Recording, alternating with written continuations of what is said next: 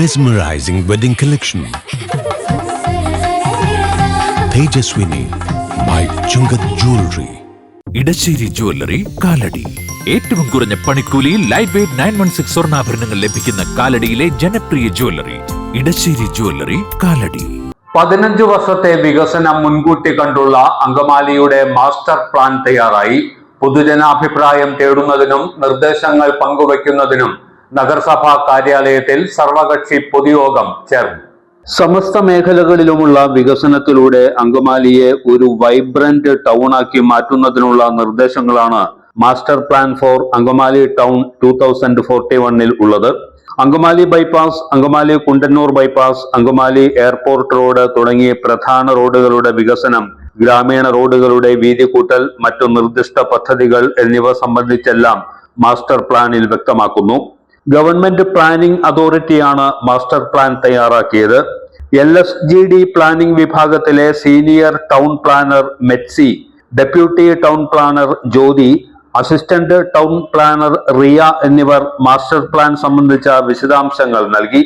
ഭൂ ഉടമകൾ, residence association ഭാരവാഹികൾ, വ്യാപാരികൾ, ജനപ്രതിനിധികൾ തുടങ്ങിയവർ തങ്ങളുടെ നിർദ്ദേശങ്ങളും സംശയങ്ങളും യോഗത്തിൽ പങ്കുവച്ചു.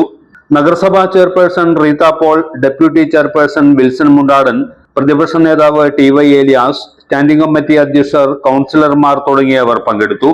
മാസ്റ്റർ പ്ലാൻ സംബന്ധിച്ച പരാതികളും നിർദ്ദേശങ്ങളും ജൂലൈ 23 വരെ നഗരസഭാ കാര്യാലയത്തിൽ സമർപ്പിക്കാം.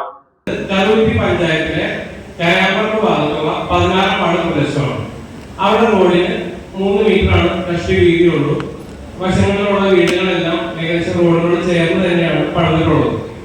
അപ്പോ ഈ 8 മീറ്റർ വീതിയുള്ള റിംഗ് റോഡ് പൂർത്തിയാവണമെങ്കിൽ കറുവറ്റി പഞ്ചായത്തിന്റെ അണ്ടറിലുള്ള ഈ 16-ാം വാർഡിലെ റോഡ് കൂടി വീതി കൂട്ടേണ്ടി വരും. എന്നാൽ മാത്രമേ 8 മീറ്റർ വീതിയിൽ അങ്ങാടിക്കട ജംഗ്ഷനിൽ നിന്ന് ആരംഭിച്ച് കറുവറ്റി കരാകുളം ജംഗ്ഷൻ എത്തുന്ന രീതിയിൽ ഈ 8 മീറ്റർ റിംഗ് റോഡ് പൂർത്തിയാക്കാൻ സാധിക്കുള്ളൂ. അപ്പോ ഈ കറുവറ്റി പഞ്ചായത്തിലെ ഈ റോഡ് മാസ്റ്റർ പ്ലാനിൽ ഉണ്ടോ എന്ന് അറിയാം. വീടുണ്ട്, കിണറില്ല, വെള്ളമില്ല, ജീവിക്കാൻ പറ്റുമോ?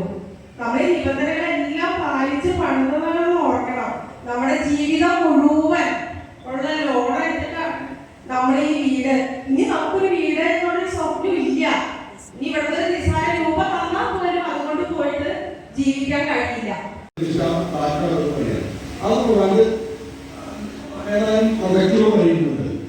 ഈ പ്രൊജക്റ്റുകൾ പറയുന്ന സ്ഥലത്ത് ഒരു വ്യക്തിക്ക് 5 സെന്റ് സ്ഥലം, 10 സെന്റ് സ്ഥലവും ഉണ്ടാവും. അവിടെ വ്യക്തി വീട് പണിയാൻ സാധിക്കുമോ? ഇവിടെ ജനങ്ങൾ ആശങ്കയുണ്ട്. നിങ്ങളുടെ പ്ലാസ്റ്റിക് അംഗീകരിച്ച് പറയുന്നത് ഒരുപാട് വീടുകളിലേക്ക് സ്ഥലമാണ് ഈ പറയുന്നത് നിർദ്ദേശം. അപ്പൊ അവിടെ ആള് ഒരു 40,000 ഭാഗത്ത് വീട് പണിയുന്നെങ്കിൽ അവിടെ പണിയാൻ സാധിക്കുമോ? വളരെ ഗുണമുള്ള കാര്യമാണ്. അത്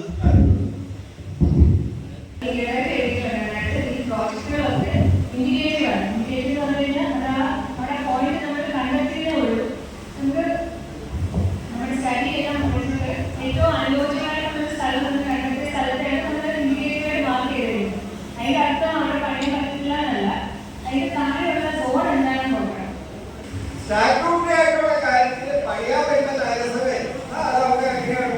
നല്ലവണ്ണം തന്നെ ഇപ്പൊ തന്നെ അനുഭവിക്കാൻ ബുദ്ധിമുട്ടാണ്. ഇപ്പൊ തന്നെ കേരളത്തിൽ എന്തെല്ലാം പാടുപെട്ട ഒരു ഇത് കൂടി വന്നാൽ പിന്നെ എന്തായാലും സ്ഥിതി. അപ്പൊ അതിന്റെ പേരില് ഞങ്ങളെ സംബന്ധിച്ചിടത്തോളം ഒരു നിവർത്തിയില്ലെങ്കിൽ ഒരു സംശയങ്ങളുടെ വികസനം. പക്ഷേ മറ്റൊരു സംവിധാനം തൊട്ടടുത്ത് ഇവിടെ ബൈപ്പാസ് പറഞ്ഞ കിടക്കണോ?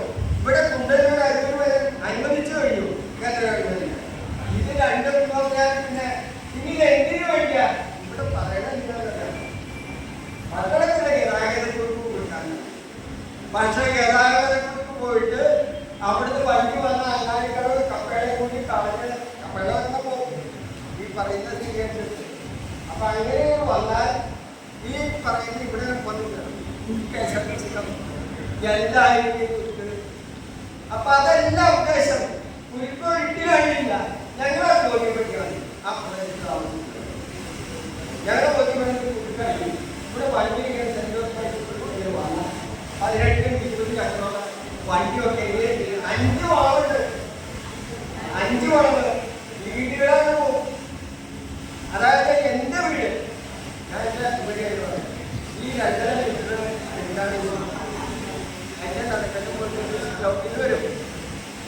ചേർന്ന് കെട്ടി കൊടുക്കണ്ടേ?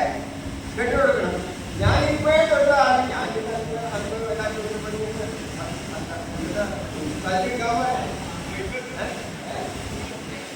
മുനിസിപ്പാലിറ്റി എടുക്കാൻ പോലെ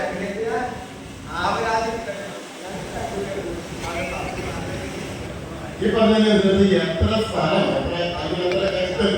സ്ഥലം എടുക്കേണ്ടി വരുന്നത് നടത്തിയിട്ടുണ്ട്. നേരത്തെ മനോഹരമായി പറഞ്ഞ തൽക്കാലം ഒന്നും പൊളിക്കുന്നില്ല.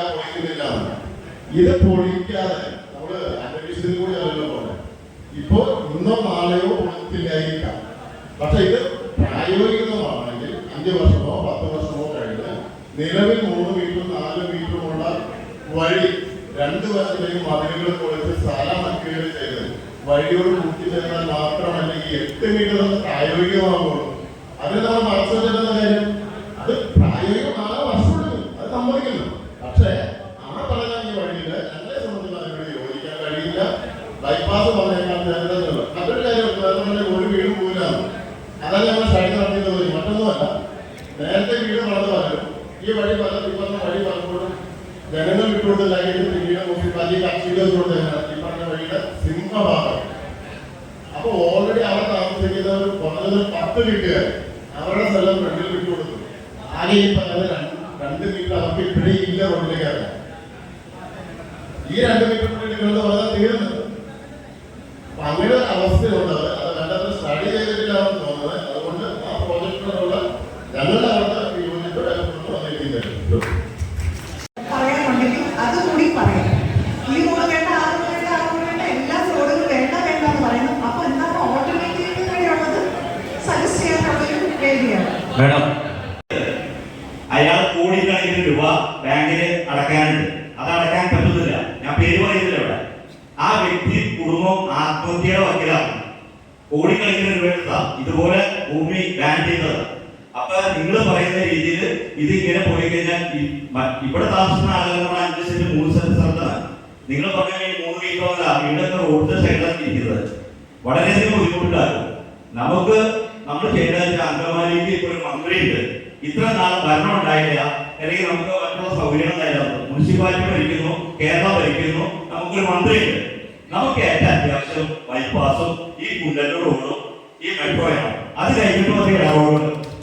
അതിന് പ്രധാനപ്പെട്ട കാരണം ആളുകൾ ഈ ഇരിക്കുന്ന ബഹുഭൂരിപക്ഷം പേരും ആശങ്കയിലാണ്. ഇപ്പൊ ഈ പറയപ്പെടുന്ന അങ്ങാടിക്കടവ് സെന്റ് ജോസഫ് റോഡ്, ആ റോഡിൽ ബന്ധപ്പെട്ട ഉദ്യോഗസ്ഥന്മാർ പോയി പരിശോധിച്ചിട്ടുണ്ടോ? അതല്ലെങ്കിൽ സാറിന്റെ സർവേ ആണ് നോക്കിയത്.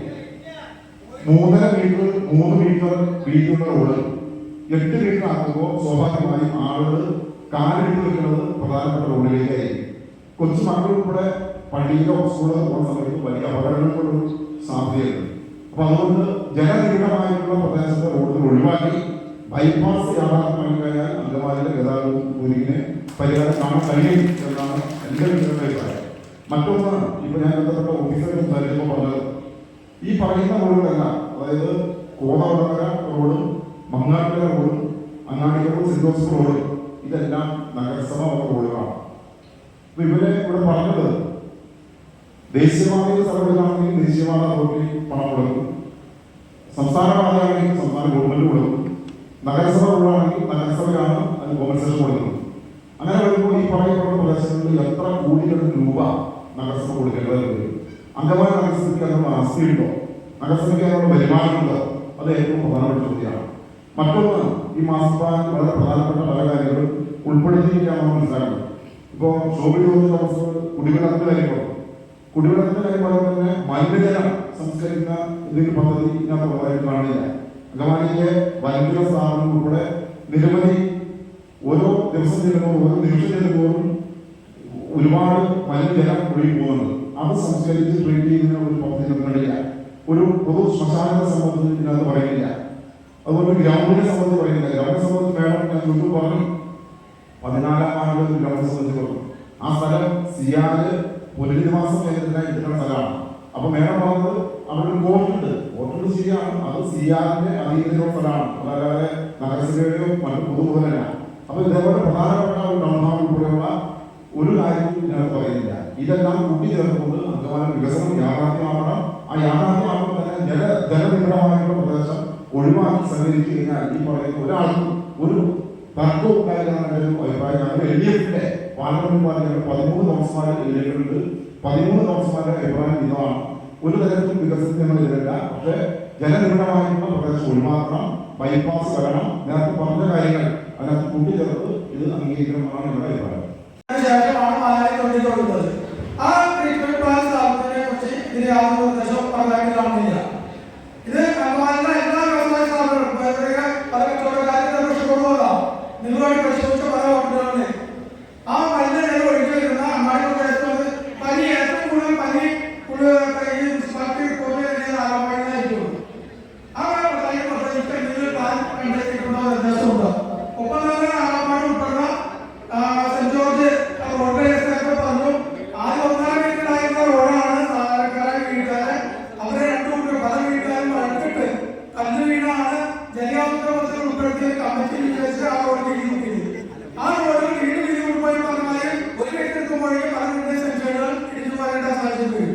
അപ്പൊ ആ പദ്ധതി നേരത്തെ പറഞ്ഞാൽ കമ്മിറ്റിക്ക് പറഞ്ഞാൽ ഇത് ആരെങ്കിലും സ്ഥലത്തുമായി കണ്ടു പരിശോധിച്ചിട്ടാണോ ഇത് ആ റോഡ് 8 മീറ്റർ ആക്കണം, അതായത് സെന്റ് ജോർജ് അങ്ങനെയുള്ള റോഡ് കാര്യമാണ് പറയുന്നത്. അതിന്റെ ആക്കണം എന്ന് പറഞ്ഞത് നിർദ്ദേശം ആരാണോ സ്ഥലത്തുമായി കണ്ടു ചെയ്തതാണോ എന്ന സംശയമുണ്ട്. അവിടെ ഒരു ചാപ്പലുണ്ട്. ഈ ചാപ്പൽ ഒഴിക്കേണ്ടതില്ലേ? ചാപ്പല പറഞ്ഞാൽ 2 മീറ്റർ തിരികെ കഴിഞ്ഞാൽ ചാപ്പൽ ഒഴിക്കേണ്ടി വരും. അപ്പൊ ആ പദ്ധതി അതിന് പിന്മാറണം. 100 മീറ്റർ 150 മീറ്റർ അപ്പുറത്താണ് ബൈപ്പാസ് വരുന്നത്. അതുകൊണ്ട് തന്നെ പദ്ധതി പിന്മാറണം എന്നോടായിരിക്കും. വളരെ പ്രധാനപ്പെട്ട പല കാര്യങ്ങളും വിട്ടുപോകുന്നു എന്നുള്ളതാണ് നമ്മൾ കാണുന്നത്. ഇതിലിപ്പോ റോഡ് വഴിയും റോഡ് 3 മീറ്റർ എടുക്കുന്ന കാര്യങ്ങൾ മാത്രമായിട്ട് മാസ്റ്റർ പ്ലാൻ ചുരുങ്ങി പോവാണ്. നമുക്കിവിടെ പ്രധാനമായിട്ട് പല സോണുകൾ വെച്ചിട്ടുണ്ട്, പല കളറുകൾ മാർക്ക് ചെയ്തിട്ടുണ്ട്. ആ സോണുകളെ കുറിച്ച് ഒന്നും ചർച്ച ചെയ്യപ്പെടില്ല. നേരത്തെ ആരും സോണിനെ കുറിച്ച് വന്നു. ഇപ്പൊ റെഡ് സോൺ കാണിക്കില്ല, മറ്റു പല സോണുകളും കാണിക്കില്ല. ആ സോണുകളുടെ ഭൂമിയുടെ അവസ്ഥ എന്താണ്? നേരത്തെ പറഞ്ഞ ഫേസിംഗ്, ഇവിടെ പറഞ്ഞ ഫേസിംഗിന്റെ അവസ്ഥ, ആ വസ്തുവില് ഈ പറയുന്ന സോണുകളിൽ നമുക്ക് എന്തെങ്കിലും കൺസെഷൻ സാധിക്കുമോ? ഇവിടുന്ന് അനുവാദം കിട്ടുമോ? അത് ഏതൊക്കെ സ്ഥലങ്ങളാണ് എന്ന് ഒന്ന് താരത്തേക്ക് പറയേണ്ടതുണ്ട്. അതോടൊപ്പം തന്നെ അവരുടെ വികസനത്തിന്റെ ഏറ്റവും പ്രധാനപ്പെട്ട കാര്യങ്ങൾ പാർക്കിംഗ് ഗ്രൗണ്ടുകളും പാർക്കിംഗ്. ആ കാര്യത്തിൽ പ്രത്യേകം ഒരു സോണ് കണ്ടെത്തിയിട്ടില്ല. ഇവിടെ ഓട്ടോറിക്ഷകൾ, അതുപോലെ ടാക്സിക്കാരുകൾ, പ്രൈവറ്റ് ബസ്സുകൾ, അവിടെ ബസ് സ്റ്റോപ്പുകൾ, അത് എവിടെ നിർത്തും, എവിടെ ചെയ്യും? ഇപ്പോൾ ഉള്ള രീതിയിൽ തന്നെ തുടർന്ന് പോകാനാണോ മാസ്റ്റർ പ്ലാൻ തയ്യാറാക്കുന്നത്? ഇപ്പോൾ ഉള്ള രീതി തന്നെ ഇപ്പോഴത്തെ ടാക്സി സ്റ്റാൻഡുകൾ, ഓട്ടോ സ്റ്റാൻഡുകളെല്ലാം റോഡിന്റെ സൈഡിൽ നിന്ന് പോകാനുള്ള രീതിയിലാണോ? ഇത്രയും വലിയ മാസ്റ്റർ പ്ലാൻ 20 കൊല്ലത്തെ മുമ്പോട്ട് കണ്ടുകൊണ്ട് ചെയ്യുമ്പോൾ ഇവിടെയുള്ള എല്ലാ വണ്ടികളും, ടാക്സി ആയിക്കോട്ടെ, ഓട്ടോ ആയിക്കോട്ടെ, അവർക്ക് ചെയ്യണം, അവരെല്ലാവരും അവിടെ കിടന്നോട്ടെ. പക്ഷേ അതിലെല്ലാം മുൻവിധിയോടുകൂടി അവർക്ക് പാർക്കാനും അവർക്ക് ജീവിക്കാനുള്ള അവസരങ്ങൾ, അതുപോലെ യാത്രക്കാർക്ക് സൗകര്യപ്രദമായിട്ട് അതിന് മുന്നോട്ട് പോകാൻ കൂടിയുള്ള കാഴ്ചപ്പാട് ഈ മാസ്റ്റർ പ്ലാൻ ഉണ്ടാവണം എന്ന് മാത്രം പറഞ്ഞു നിർത്തുന്നു. അവിടെ ഒരു നിർമ്മാണത്തില്ല. അതായത് വാഞ്ഞാലി റോഡിന്റെ സൈഡിൽ കൂടി, അതായത് 3 തോളം തൊട്ട് ഇവിടെ വരെ 10 മീറ്റർ ബഫർ സോണും 3 തോളം തൊട്ട് 4 വരെ 5 മീറ്റർ ബഫർ സോണാണ് വരുന്നത്. ഈ 5 മീറ്ററിൽ ഒരു നിർമ്മാണമൊന്നുമില്ല, ബഫർ സോണെ പ്രഖ്യാപിച്ചിട്ടില്ല. ഇപ്പോഴുള്ള അവസ്ഥ നിലവിൽ നമ്മുടെ മാസ്റ്റർ പ്ലാൻ അംഗീകരിച്ചു കഴിഞ്ഞു. ഈ നേരത്തെ പരാതികൾ ബോധിപ്പിക്കേണ്ട സമയമാണ് നമുക്കുള്ളൂ. ആ പരാതികൾ വ്യക്തമായിട്ട് വരുന്നത് നോക്കി നമ്മൾ അത് പരിശോധിച്ച്, കമ്മിറ്റിയെ പരിശോധിച്ച്, അത് കൗൺസിൽ പരിശോധിച്ച്, അതിനകത്ത് പരിഹരിക്കേണ്ട വിഷയങ്ങളുണ്ടെങ്കിൽ പരിഹരിച്ച് ജനങ്ങൾക്ക് മുന്നോട്ട് കാത്ത രീതി മുന്നോട്ട് പോകാമെന്ന് മാത്രമാണ് ഇതിനെക്കുറിച്ച് പറയാനുള്ളത്. എല്ലാ ഇവിടെ പങ്കെടുത്ത എല്ലാ ആളുകൾക്കും നന്ദി നിർത്തുന്നു. നമസ്കാരം. ഓർമ്മ ക്ലീനിംഗ് ലിക്വിഡ് ഗുണമേന്മയും വിലക്കുറവും സമന്വയിപ്പിച്ചുകൊണ്ട് വൃത്തിയുടെ രാജാവും സുഗന്ധങ്ങളുടെ രാജ്ഞിയും നിങ്ങളുടെ വീട്ടിലേക്ക്. എല്ലാത്തരം അഴുക്കിനെയും തുടച്ചുമാറ്റി സുഗന്ധം പരത്താൻ ഇനി എന്നെന്നും ഓർമ്മ പെർഫ്യൂംഡ് ക്ലീനിംഗ് ലിക്വിഡ്. വീടെന്നും സ്വർഗമാക്കാൻ Orma products.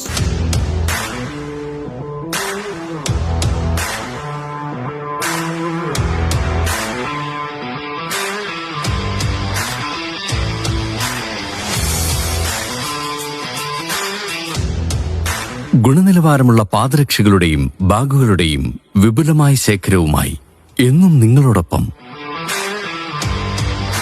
ഷൂക്രാഫ്റ്റ് footwears and bags, old market road, Angamaly.